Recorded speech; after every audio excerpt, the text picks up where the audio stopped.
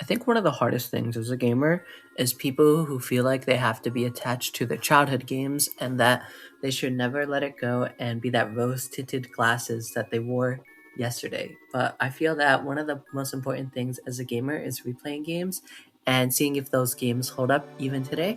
So for today's video, I'd like to talk about just an example of some of the games I played this year and if they held up or not, and the importance of moving on from your childhood games.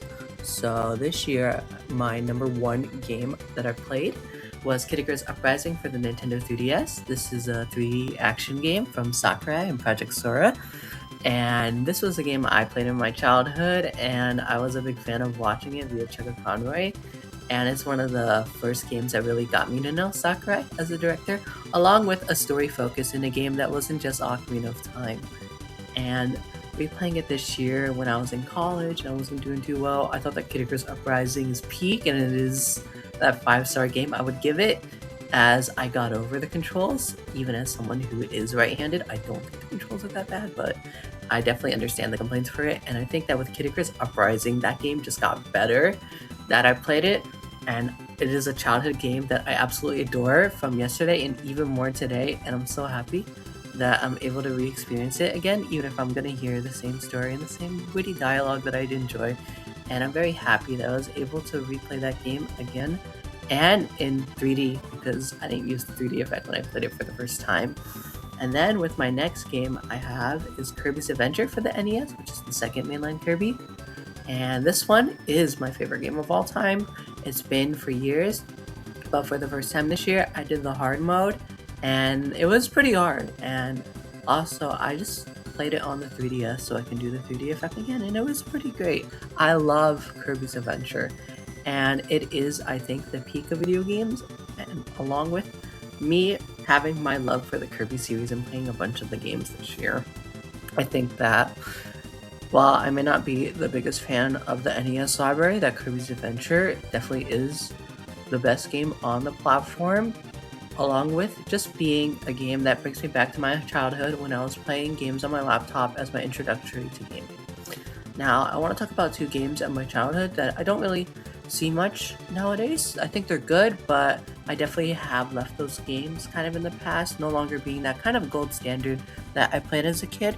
So I'd like to start with Super Mario Bros. 3. This is the third mainline Mario game for the NES, and it is Mario's Greatest Adventure, as this is on the cover.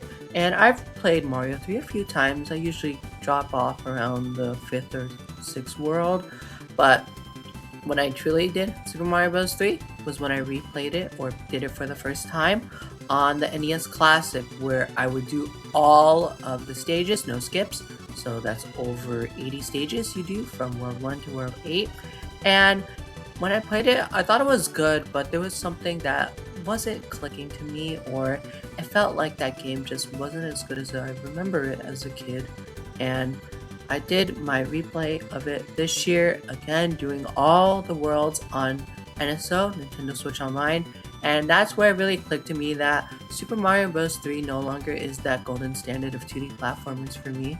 There's a lot more that the genre does then and now that I think is better, such as Super Mario Bros. And Super Mario World, along with all the other contemporaries that have come out throughout the years. And I think that while Mario 3 is good, I think that's all it'll ever be for me nowadays.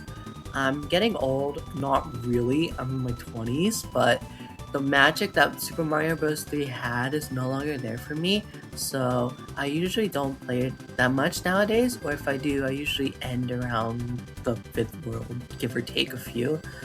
And I think Mario 1 has replaced that as the mainline Mario game I play instead of Mario 2 and 3.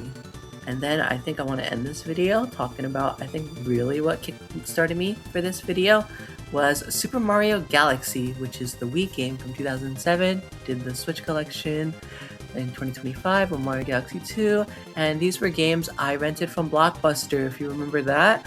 And I finished Mario Galaxy 1, but I didn't remember much, and I didn't finish Galaxy 2, but I've always wanted to replay it. And playing both of the games for the first time, it was good. But I want to talk about Mario Galaxy 1, as I feel, again, this game from my childhood is no longer that golden standard for the 3D platformer genre. A lot has changed in the world, but Mario Galaxy from 2007 has stayed the same. It is the same game as I remember it, with the power-ups and the graphics and the orchestral soundtrack. But with Mario Galaxy, it just doesn't really have that magic that it once did. The level design is not to my liking. I find it kind of boring. Game's very easy where I just end up falling asleep playing it.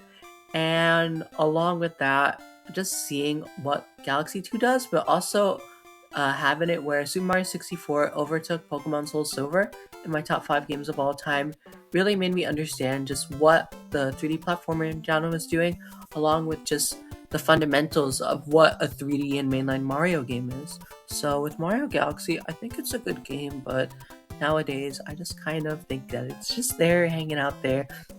And I did finally had to let go of it as my childhood game. And nowadays, I usually prefer Sonic Colors or even my another 5-star game, which is Rodea the Sky Soldier. And I do remember Sonic Colors, that's a childhood game, and it does hold up. I really do like Sonic Colors. And Rodea, I wouldn't say is a childhood game. I got that one around when I was a teen. Well, I'd say that's a childhood game because I was still before high school. But Rodea the Sky Soldier is what I would want from a 3D platformer on the Nintendo Wii. And I think with these games that I replay, that learning to overcome that challenge of letting go of those childhood games or loving those childhood games even more is something very important as you mature as a gamer. Of course, it can be really hard to do as times change and nostalgia is very big, and as you grow up you feel a little bit more mature and things happen in your life. But I think just going through that process of replaying those games and seeing if they hold up, that good old retrospective video on YouTube is really what makes gaming shine, along with other mediums. But I feel like gaming shines the most just because the culture in games are definitely set in stone. And I don't feel that games age, but that with time as goes on, that these games definitely find their audience or they change over time, as in the reception, not the game itself, other than live service games.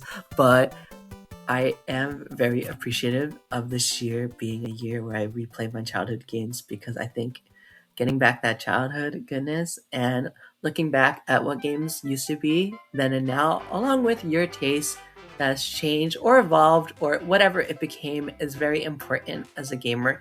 And it what defines you, along with making that beautiful about me and video games with all the games that make you one of a kind, or if you're the type that just likes the popular games. Thank you for watching this video, and I hope you have a good rest of your day.